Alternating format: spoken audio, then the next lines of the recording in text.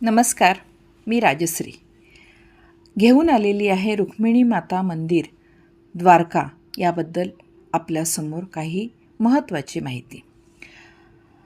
द्वारकेच्या मंदिरातून निघून आम्ही रुक्मिणी माता मंदिराकडे प्रयाण केले. मला एक गोष्ट जाणवत होती, जसे द्वारकेमध्ये आम्ही प्रवेश करत होतो म्हणजे साधारण 2-3 किलोमीटर आधीपासून रस्त्याच्या दोन्हीही बाजूला खूप वृक्षता जाणवत होती. कुठेच हिरवळ आणि मोठी मोठी झाडे किंवा शेती देखील जाणवत आणि दिसत नव्हती. याचे कारण मला काही कळत नव्हते. गोमती नदी असल्यामुळे झाडे भरपूर, सगळीकडे हिरवळ असणार असे माझ्या मनात येत होते.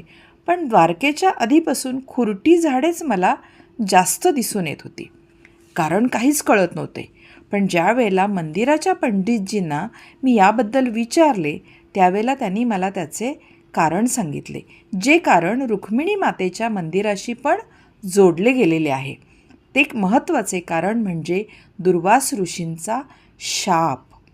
दुर्वास ऋषींनी कृष्णाला दिलेल्या शापामुळे द्वारकेच्या आजूबाजूला 3-4 किलोमीटरपर्यंत कुठेही गोडे पाणी लागत नाही.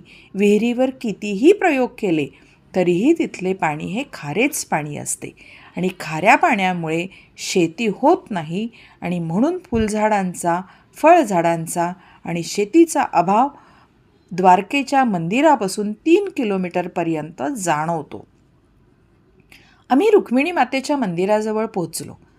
दुपारची 10-11ची वेळ होती, त्यामुळे बऱ्यापैकी उन्हाचा तडाखा जाणवत होता. असंही समुद्राच्या किनारी आपल्याला ऊन जाणवतेच. मंदिर 12 वाजता बंद होते, कारण श्रीकृष्ण राजा तर रुक्मिणी राणी, त्यामुळे दोन्हीही मंदिरे सकाळी 5 ते 12पर्यंत उघडी आणि संध्याकाळी 5 ते रात्री 11पर्यंत उघडी असतात. दुपारच्या वेळेला श्रीकृष्णाचे मंदिर बंद असते, तसेच रुक्मिणी मातेचे पण मंदिर बंद असते. आम्ही मंदिरात पोचलो तेव्हा थोडीशीच गर्दी होती, त्यामुळे पटकन गर्भगृहामध्ये आम्हाला प्रवेश करता आला. साधारण अशीच 3-4 फुटाची रुक्मिणी मातेची मूर्ती आहे. शांत चेहरा, हातामध्ये कमळ अशी ही रुक्मिणी मातेची मूर्ती आहे.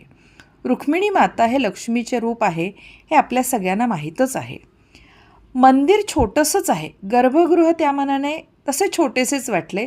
साधारण 15 ते 20 माणसं एका वेळेला आरामात उभी राहू शकतील असे ते गर्भगृह आहे. भिंतीवर अनेक मूर्त्या कोरलेल्या आहेत.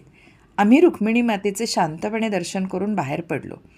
बाहेर पडून मंदिराचे निरीक्षण करायला सुरुवात केली.